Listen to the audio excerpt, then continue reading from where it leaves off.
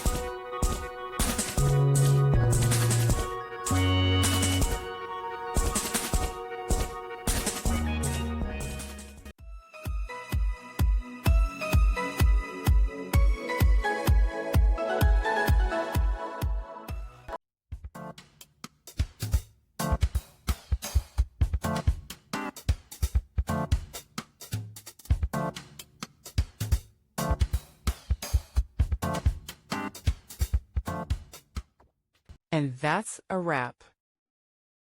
I hope you found the answer you were looking for. If you did, take a second to hit that subscribe button. It really helps out. And let me know in the comments which solution worked best for you. See you next time in the debug zone.